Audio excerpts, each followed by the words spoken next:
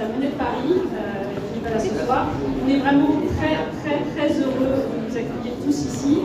Très heureux que Glénat ait eu cette idée géniale de venir célébrer ce nouvel album dans cet endroit dédié à la monnaie. Vous êtes donc au musée de la Monnaie de Paris, ça vous aura échappé.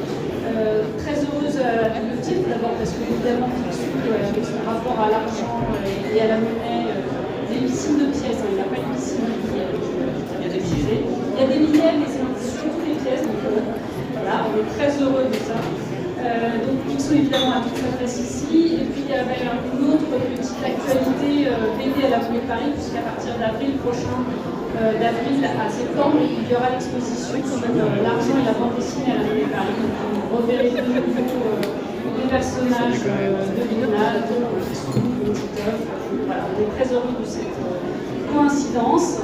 Et je ne vais pas garder la parole plus longtemps, puisque je pense que c'était très court. On espère juste vous revoir et que vous avez découvert un lieu nouveau ce soir. C'est toujours bien pour les Parisiens de découvrir des lieux qui sont plein cœur de Paris, qui se voient comme un nez au milieu de la figure et dans lesquels souvent on n'est jamais rentré. Donc merci Glénat de nous avoir donné cette occasion.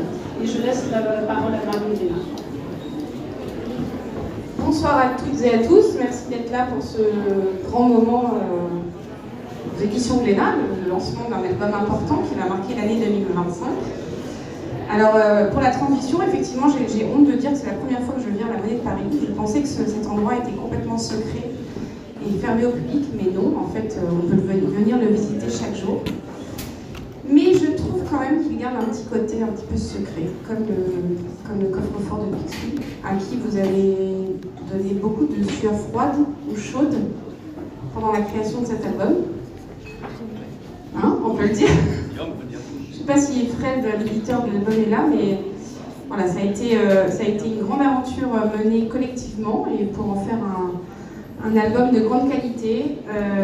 Ta plume, Jules, tout ton talent, tes dessins, Nicolas. Ah, Fred, où es-tu? Tes dessins, Nicolas, vous avez tous les deux réussi à faire naître un album assez jubilatoire, je dois le dire. On rigole du début jusqu'à la fin. Et puis on rigole si on est petit, moins petit, plus grand, moins grand, plus vieux. Enfin, voilà, il y a plusieurs niveaux de lecture et c'est ça qui est génial avec votre duo. Donc bravo. Et puis je voulais simplement dire que cet album, c'est le 19e et le 20e de la collection Disney, puisqu'il y a deux versions. Je ne sais pas laquelle sera remise ce soir, mais il y a deux versions. Et cette aventure, elle a commencé il y a un peu plus de 10 ans, parce que après de longues discussions avec Jacques Glénat qui se cache derrière moi, et la Walt Disney Company, puisqu'il les a convaincus de pouvoir faire créer de nouvelles histoires par les auteurs de bande dessinée sur les personnages classiques. Alors vous avez choisi Picsou, mais il y a aussi Mickey, il y a aussi Donald, les neveux, etc. Vous avez choisi celui-là, donc vous êtes le 20e, 19e et 20e album de la série. Alors je ne sais pas si à l'époque on avait prévu que Picsou puisse se faire vider son coffre par les coins, les bitcoins, qui sont nos bitcoins ce soir, dont vous allez nous parler. Mais en tout cas, je trouve que cet album résonne très fortement et très intelligemment dans notre époque actuelle et dans tout ce qu'on connaît autour de la finance et des bulles spéculatives. Donc bravo d'avoir ancré Picsou dans cette réalité dans notre époque. Bravo à vous deux. Merci. Je voudrais juste rajouter que effectivement cette histoire elle a commencé avec une fondue à l'Alpe d'Huez, sans S, où Jacques Glénat ici présent, on était à la même table avec Jules. Et encore un truc de riche. Et il a dit, bah alors les gars, est-ce que vous bossez ensemble sur un Picsou? Et là-dessus, Jules a un petit peu botté en touche et j'ai compris que c'était terminé. Et puis 2 ans plus tard, on se retrouve au Festival d'Angoulême et chez Dupuis, un concurrent. Oui, on est arrivé chez vous après. Et tous les deux en signature, en fait, l'un à côté de l'autre. Et là-dessus, je dis à Jules, je dis, bon alors, ça a avancé cet album, est-ce qu'on le fait? Et j'ai dit ok, en fait ça a été au début je savais pas trop quoi faire avec Picsou en fait, parce que moi j'étais plutôt abonné à Spirou. Puis Picsou c'était un peu les gens de droite qui disaient Picsou, puis les gens de gauche qui disaient Pif. Mais en fait, la vérité, c'est qu'en tout cas, dans notre génération, on lisait absolument tout. Donc j'avais dévoré des Picsou un peu de manière clandestine. Et j'ai mis un peu de temps, mais en fait, comment s'ennuyer dans cette séance de dédicace interminable, comme il peut y avoir à Angoulême. J'ai dû lui. J'ai fait cette blague de Picsou. Oui, j'ai pensé au Bitcoin-coin. Et en fait, à partir de cette blague des Bitcoin-coin, au bout d'1 heure de discussion, l'album était quasiment terminé. À l'issue de cette séance de dédicace. Et donc je me suis dit, mais évidemment, oui. Et c'est là qu'on est allé voir l'éditeur pour dire OK. On a contacté l'éditeur, on a dit, bah ça y est, le titre, ça s'appelle Picsou les Bitcoin-coin, on le fait, et ben on le fait. Finalement, c'est assez simple. Et le hasard est plutôt bien foutu, parce que si on ne s'était pas retrouvés ensemble à côté, on ne serait pas là ce soir, je pense. Voilà, et alors c'est un album, c'est assez marrant de se retrouver à signer une licence Disney. Moi, je m'étais déjà pas mal entraîné à entrer dans les pas de quelqu'un d'autre, dans les pas de Goscinny en l'occurrence, avec les Lucky Luke que je fais depuis 13 ans, 14 ans presque maintenant. J'ai fait pas mal d'albums, mais c'était étrange de basculer du côté Disney. Alors pour moi, ça a été moins étrange parce que j'ai bossé avec quelques collègues qui sont ici pendant 10 ans pour les studios Disney. Donc pour moi, c'était plutôt un retour aux sources, mais cette fois-ci à la création. C'est vrai que quand on bosse sur un long métrage, on est quand même à peu près, je ne sais pas si vous avez déjà vu un générique, mais on est à peu près 500 au générique à la fin. Et finalement, on se rend compte qu'on est un peu un maillon d'une immense chaîne qui est plutôt bien, mais qui a un maillon quand même. Et finalement, de pouvoir revenir sur des personnages tels que Picsou, j'ai fait Mickey et Donald avant, mais sur Picsou, c'est un peu un retour aux sources, et cette fois-ci en tant qu'auteur, et c'est aussi un peu grâce à Jacques Dénat, comme on disait au départ, qui a réussi ce tour de force de faire que les auteurs franco-belges pouvaient s'emparer de cette licence, en fait. D'embrouiller Disney, en traduction. Et bon, en gros, cet album, du coup, c'est le premier d'une grande série, c'est le grand retour de Picsou, parce qu'il y a eu de Picsou en bande dessinée depuis des lustres, et donc on est parti pour faire plein d'autres albums, raconter plein d'autres histoires, et celle-ci, Picsou et les Bitcoin-coin, on devine ce que c'est, mais c'est Picsou qui se confronte à une réalité qui nous déroute tous. D'abord la réalité technologique, parce que Picsou il est resté, c'est un peu il y a eu Crésus, il y a eu Harpagon, et puis Picsou c'est un peu le capitaliste marxiste, tel qu'il est représenté dans les panneaux de LFI, dans les manifs, c'est-à-dire avec le chapeau de forme, les guêtres, le cigare et le sac d'or. Mais en fait, les ultra giga méga riches d'aujourd'hui, ils ne ressemblent pas du tout à ça. Ils sont testostéronés, ils sont transhumains, ils sont complètement timbrés, ils sont richissimes, devenus voilà, des magnats de la tech ou des oligarques.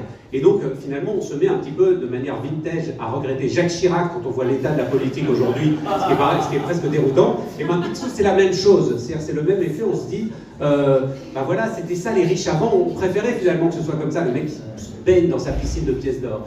Et donc, lui, il va quand même essayer de se mettre à la page parce qu'il est supplanté par les méga riches de la tech. Et ben, le méchant aurait pu s'appeler Egon Duck. Hein. Voilà, et il aurait pu s'appeler Egon Duck. Et il va du coup apprendre à faire avec Riri, Fifi, Loulou qui sont devenus des influenceurs. Il a son premier téléphone portable, un morceau de toast qui tombe, son premier téléphone portable, et puis il apprend à faire des selfies, notamment des duckface, ce qui est un peu compliqué pour un canard, évidemment. Et puis plein d'aventures, il finit par se refaire au Festival de Cannes. Tu spoil tout là. Non mais le truc c'est que Picsou, c'est des aventures qu'on connaît par cœur, c'est-à-dire que c'est des choses avec des codes, des personnages secondaires extrêmement riches. Disney appelle ça l'univers canard, qui est beaucoup plus riche que l'univers souris. Je ne sais pas si vous avez remarqué. Parce que l'univers souris, il y a Mickey, Minnie, puis il y a Pluto, Dingo, puis alors, on a un peu fait le tour. Alors que Picsou, il y a les Castors Junior, les Raptous, Géo Trouve-Tout, le petit bonhomme avec une tête d'ampoule qui l'aide, le petit rentrant, voilà. Donc tout ça, c'est assez marrant, et donc c'est une boîte à jouer incroyable qui nous permet de nous projeter dans plein d'autres aventures. À part que, voilà, mais Picsou, c'est au-delà de ça, il y a aussi un truc important, c'est avec Lucky Luke, moi j'ai développé un des mythes américains qui est le mythe des pionniers de la frontière du Far West en fait. Et l'autre mythe américain, le self-made man, c'est vraiment Picsou.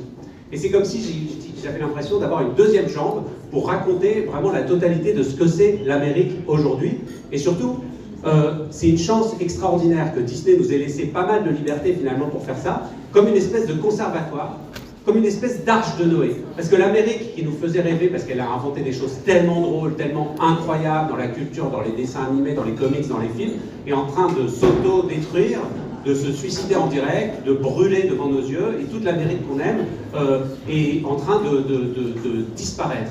Et finalement, presque dans toutes les grandes catastrophes, on a envie d'une arche de Noé, on a envie de garder quelque chose dans notre cœur qui est important. Et donc il y a aussi une dimension presque politique d'avoir aujourd'hui ce Picsou en Europe. Disney, c'est zoné un peu comme Netflix, vous voyez, il y a Disney Amérique latine, Disney Europe, Moyen-Orient, Disney Asie et tout. Donc là, on va être traduit dans toute l'Europe, c'est un Picsou qui sort pour tous les Européens. Et donc c'est l'Amérique qu'on a envie de voir perdurer, de chérir comme une espèce de trésor. Donc il y a cette dimension-là aussi qui est étonnante. Et puis... Non, vas-y. Vous avez compris que c'est du scénariste, hein, quand même. Et puis il y a ce côté aussi très universel. Ce qui est sympa, c'est que c'est une très grosse sortie en fait. Bien sûr, il y a le Gaulois là, mais sinon, voilà, mais c'est un enjeu important pour tout le monde et c'est un truc qui est très attendu finalement et qui est aimé par tout le monde. Qui est aimé par les pauvres, qui adorent détester Picsou, qui est aimé par les riches, qui adorent imiter Picsou. Et puis un peu toutes les générations, les enfants, les parents, les grands-parents, et ces familles-là, c'est très rare finalement, je l'ai avec Lucky Luke aussi, mais des choses qui peuvent plaire un peu à tout le monde et qui peuvent réunir aussi des gens dans une société ultra fragmentée, algorithmiquement casée et rangée. Et ça, c'est une responsabilité, en plus d'être une chance de parler de ça. Et puisqu'on est dans cette espèce de truc de famille, moi je sais que les bandes dessinées en général, c'est quelque chose qui m'a été, je dirais, donné, hérité familialement, comme presque chacun d'entre nous, et avant même de savoir lire. Moi je me souviens que j'avais mon père qui me lisait des bandes dessinées et qui avait inventé notamment une façon de verbaliser certains trucs, par exemple les points d'interrogation. Quand on lisait des Picsou, des Astérix ou quoi avec des points d'interrogation, lui il faisait un truc qui faisait qui était le bruit du point d'interrogation. Et en fait, aujourd'hui encore, quand j'écris un scénario qui met des points d'interrogation, j'ai toujours le de mon père. Et en fait, il aurait bien aimé être là ce soir, et en fait, figurez-vous qu'il est mort hier. Et donc, j'ai un peu le cerveau dissocié en deux, mais c'est un peu important, finalement, d'être là, et d'avoir cette espèce de côté, cette vitalité, cette joie particulière, et cette innocence, je dirais, de la bande dessinée, qui nous relie à l'enfance, et qui nous relie entre nous. C'est comme une espèce de fil générationnel. Et donc voilà, je suis doublement content que vous soyez venus voir ce Picsou. J'espère qu'il vous plaira. Les journalistes qui sont là, vous avez intérêt à matraquer parce que il n'y a pas de raison que le canard soit dans l'ombre du Gaulois. Donc voilà, et puis profitez de cette soirée et vous pouvez vider le buffet. C'est Glénat et la monnaie qui paye. Merci.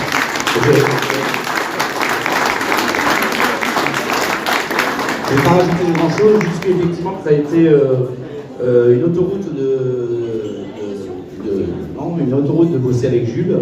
On s'est même pas engueulé, ce qui est même pas marrant, je crois, pour une première collaboration. Et voilà, en fait, c'est vrai que dès le départ, en fait, j'ai eu du mal un petit peu à comprendre le concept qu'il voulait justement de retrouver cette espèce de Madeleine de Proust. Jusque dans les couleurs où il m'a demandé d'être le plus simple possible. C'est moi qui me suis occupé des couleurs et j'ai l'habitude quand je fais des couleurs de toujours mettre un peu d'ombre, beaucoup de lumière et ce genre de choses.